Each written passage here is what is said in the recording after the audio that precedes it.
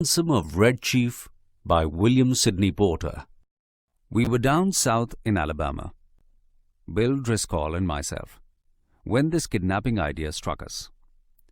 Bill and me had about $600, and we needed just $2,000 more to buy some land in western Illinois.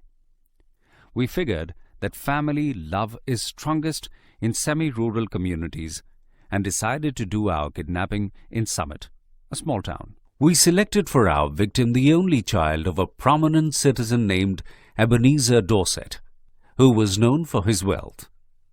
The kid was a boy of 10, with freckles and bright red hair. Bill and me figured that Ebenezer would agree to pay a ransom of $2,000. But wait till I tell you what happened. About 2 miles from Summit was a little tree-covered mountain. On the rear slope of this mountain was a cave. There we stored provisions. One evening, we drove in a buggy past old Dorset's house. The kid was playing in the street. "Hey," says Bill, "would you like some candy?" The boy put up a fight, but eventually we got him in the buggy and drove up to the cave. After dark, I drove the buggy back to the village I had hired it in. When I walked back to the cave, Bill was examining and treating the scratches and bruises on his face and legs. There was a fire burning, and the boy was sitting by it, with 2 buzzard tail feathers stuck in his red hair. He points a stick at me and says, "Ha! Do you dare to enter Red Cheif's camp?" "He's all right now," says Bill. "We're playing a game.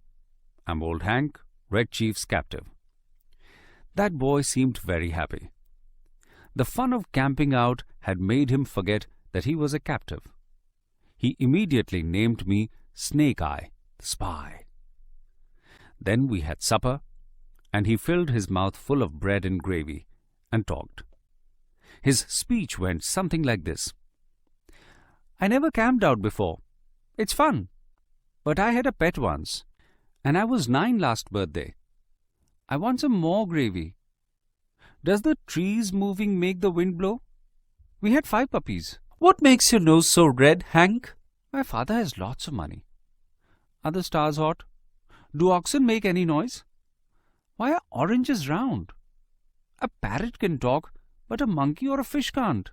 Every few minutes he would remember that he was Red Cheif and would let out a war whoop and made Old Hank shiver. The boy had Bill terrorized from the start. I said, "Kid, would you like to go home?" "Oh, what for?" says he. "I don't have any fun at home. I hate school. I like camping. You won't take me home, Snake Eye, will you?" "Not right away," said I. "Yay!" said he. "I never had such fun in all my life." At 11 o'clock, we spread down some wide blankets and went to bed. Red Cheif kept us awake for 3 hours, jumping up and screeching in our ears.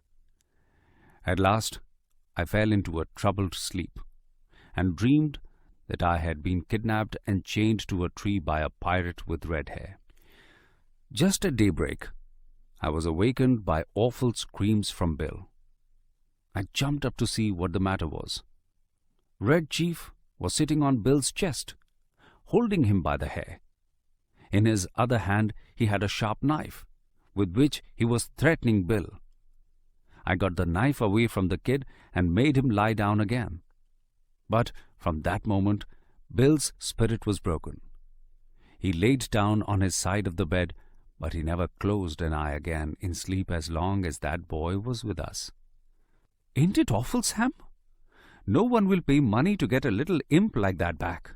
"His parents will," said I. I went to the top of the little mountain and looked around. Over towards Summit, I expected to see a search party. But what I saw was a peaceful landscape. "Perhaps," says I to myself, "it has not yet been discovered." Then I took Bill aside and told him I was going to Poplar Cove, a little village 3 miles away, to find out what reaction the kidnapping had caused. "You know, Sam," says Bill, "I've stood by you in earthquakes, fire and flood, in card games, dynamite outrages, police raids, train robberies and cyclones. I had never lost my nerve, yet till we kidnapped that kid. You won't leave me long with him, will you?" "I'll be back soon," says I. "You must keep the boy amused till I return.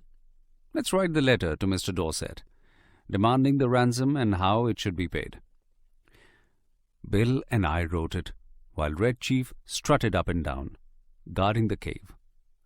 Bill begged me tearfully to make the ransom $1,500 instead of $2,000.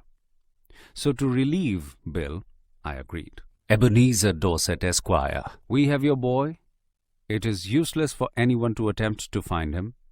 We will only return him if you meet these terms. We demand $1,500, the money to be left at midnight tonight at the same box as your reply at the Lone Tree. Send your answer by messenger at 8:30 tonight. If you attempt any treachery, you will never see your boy again. If you pay the money, he will be returned to you safe and well. These terms are final, and if you do not agree to them, no further communication will be attempted. 2 desperate men."